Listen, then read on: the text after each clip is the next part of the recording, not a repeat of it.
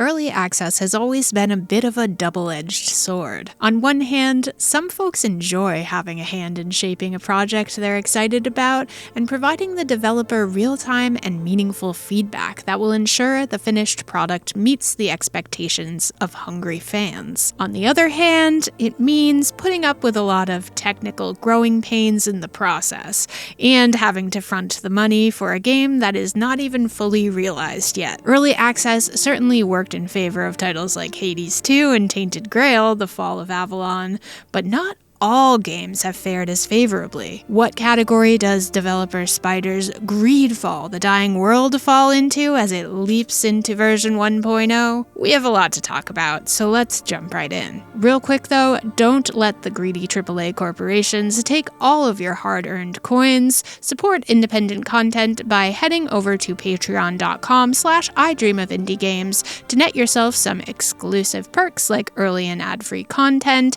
exclusive shows, shoutouts at the end of every video, and so much more. Your indie gaming community is waiting for you. GreedFall: The Dying World is the follow-up to GreedFall, a 2019 RPG that was met with mostly positive reactions, despite a few quirks. The goal with the sequel was to expand upon the original game in nearly every way, with a deeper storytelling, character development, combat mechanics, and improved visuals. Spoiler alert, it fails in nearly every regard. Sorry, there's only so long I can hold in my disappointment with a title like this. Yes, despite lingering in early access since September of 2024, the game is chock full of more bugs than a seedy Motel 6, making progression in GreedFall: The Dying World my most formidable foe in nearly 8 years of reviewing games here on the channel. Serving as a prequel, this second installment in the franchise takes place 3 years prior to the events of the original. Here, you play as an indigenous person of Tir Fredi, which can be customized to your liking. Our protagonist is forcibly removed from their homeland shortly after an initiation ceremony to become a sage. Now, they're faced with fierce foes, political scheming, and unlikely alliances in this 40-hour adventure that features a few familiar faces from the first game, though playing the first game is not a prerequisite here. Since this RPG is quite a large undertaking, fans of games like Elder Scrolls, and to keep it more indie, Tainted Grail, will have a good inkling as to what to expect, though this particular campaign takes place from the third-person perspective exclusively, which is a win for me, to be honest. A massive world to explore, tons of loot to gather, quests to complete, equipment, weapons, and conversations with the dying world's many inhabitants. What sets this adventure apart from the pack, however, is its unique combat system. Heavily inspired by the likes of Star Wars, Knights of the Old Republic, and Dragon Age, the active pause system is the star of the show here, allowing players to plot out each command, controlling all party members. In theory, GreedFall: The Dying World should at least be a functional entry into the genre, but in execution, it's more like trying to have a meaningful conversation with an AI chatbot. There's the vague outline of a game here, but it's so unnatural and disjointed, you can never mistake it for the real thing. For its many problems, GreedFall: The Dying World does feature some decent writing with interesting enough plot points to support the many quests and conversations. While it certainly skews on the generic side, its anti-colonization focus and the weight of your in-game decisions will certainly resonate with at least some players. Before embarking on this adventure, you're able to customize the difficulty and playstyle with some decent options. First, you choose your battle style, with the game recommending the tactical style, where you'll have to control the entire party and you'll be able to use the tactical pause to its full extent for strategy and planning. If you'd prefer to focus more on an individual character, you can choose Focused Style, where you'll only need to be concerned with one character at a time, and your options in the tactical pause are more limited. You'll also be able to select from an assortment of difficulty options, from a story mode to the more advanced tactical.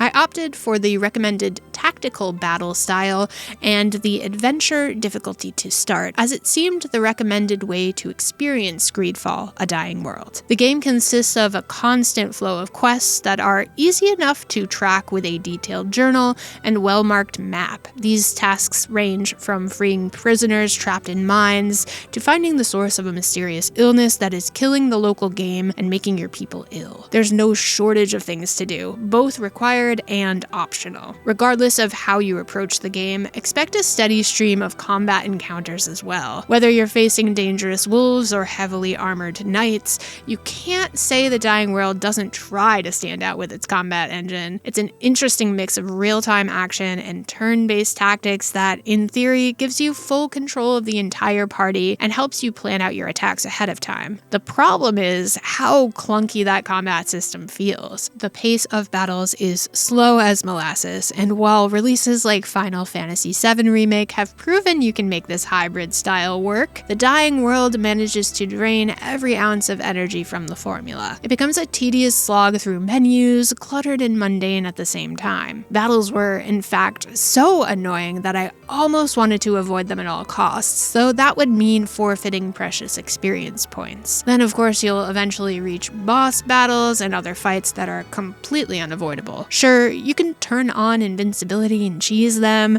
but that completely defeats the purpose of playing a game like this. When outside of battle, you'll be journeying from location to location, either by land or by sea or by fast travel points. At times, you'll need to use stealth to remain undetected in enemy territory. You'll also need to use your tracking skills, an option that transforms the entire world to grayscale, save the yellow highlights of key items and the red highlights of enemies. This mode will allow you to follow footprints and otherwise find things hidden to the naked eye, though it will also slow your character down to a near crawl even while running. Each character also has their own skill tree and attribute points, which can be distributed with each level gained. For more tangible changes, there is plenty of equipment to play around with and upgrade via crafting. Equipped items do make visual changes to your characters, which is a nice detail and can also help you blend in more with your surroundings. Practical skills like crafting and mechanisms can also be developed over time, allowing you to increase your chances of success with certain actions like picking a lock or negotiating with an NPC. As you would expect, there's plenty of people to meet with conversations that shape the way the game unfolds. There are also relationships to foster and a good variety of party members to choose between. Throughout your time with GreedFall, The Dying World, you'll have to make tough choices of who to help and who you can trust. Again, it's clear the bones of an epic RPG are here, but it's the technical performance that holds it back from greatness. Visual quirks are one thing, but frequent crashes are another. These crashes happened so frequently that it seemed like the game was actively trying to prevent me from progressing. Apart from straight up booting me from the game, other bugs ranged from wolves wildly spinning around, cutscenes breaking, characters glitching into walls during battle forcing me to quit,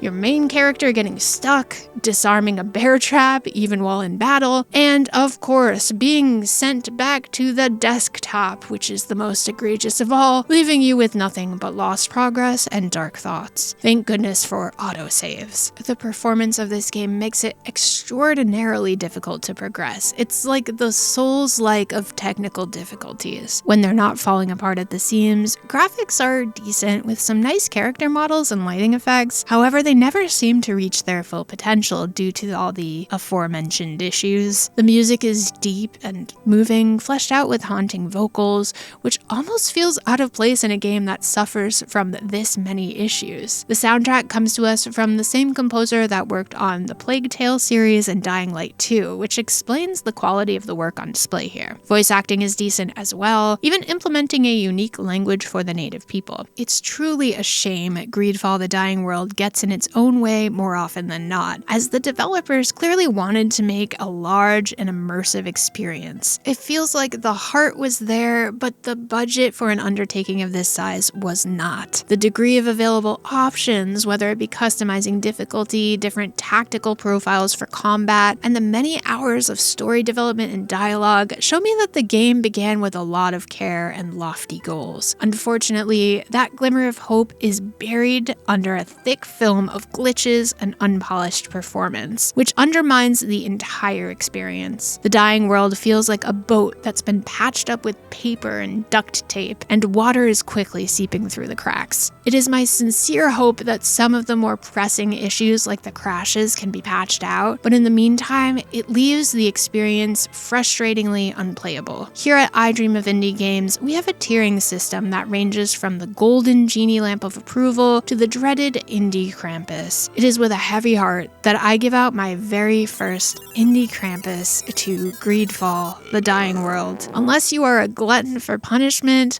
or are willing to hold out hope for major fixes, this game is one to avoid.